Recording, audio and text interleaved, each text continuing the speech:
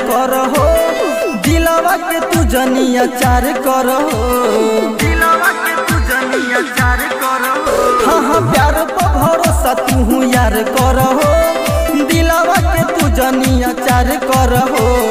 हमरो से बड़ एगो भाई बाकुआर, होखते ही शादी हम हो जाई तैयार, अब बहिया में जान प्यार करहो।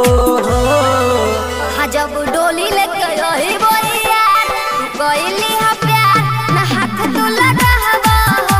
जब डोली लेके रही बोलिया कोइली हा प्यार ना हाथ तू लगावा हो। Music by Ravinder Singh Kumar.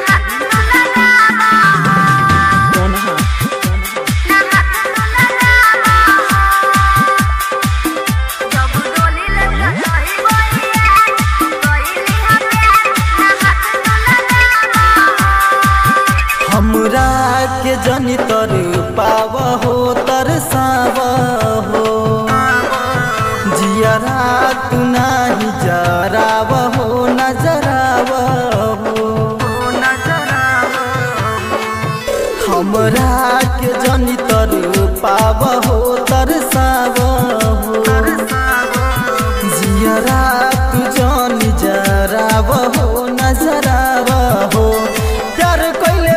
नाही कहीं खेलवार, जवन कहबू तवन खातिर बानी तैयार, तनी कोरवा में रानी हेने आवो हो। जब डोली लेके रही बोलिया तू कोइली हा प्यार ना हाथ तू लगावा हो। जब डोली लेके रही बोलिया तू कोइली हा प्यार ना हाथ तू लगावा हो। माउथ रिकॉर्डिंग स्टूडियो को साला चौक सीतापुर।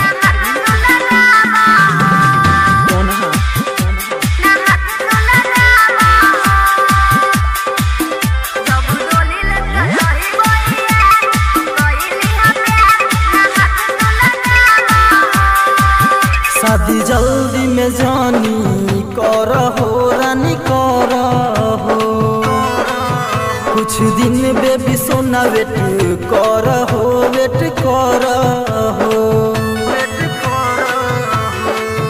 शादी जल्दी में जानी करहो नहीं करहो, कुछ दिन बेबी सोना वेट करहो हाँ करहो। पापा जी से तोहरा करे आई बात, छोड़ब नहीं जान कब तोहरो हो हाथ, जानू इतना तू जानी बिगड़ हो।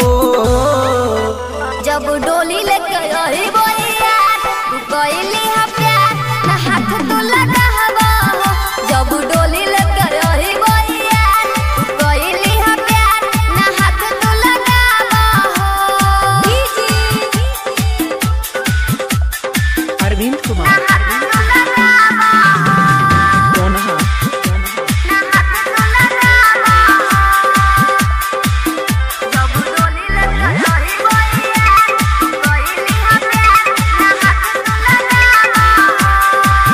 हतना तू जिद जनी करहो रानी करहो, राजा चंदन पर विश्वास करहो प्रिया करहो।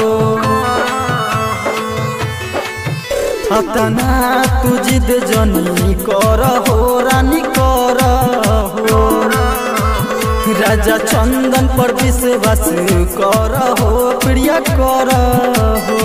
अपने ही हाथवा से भरम तोहर मान, तोहरा के डोलिया में ले जाइब जान, नहीं तोहरा के कबहू बिसारबू हो।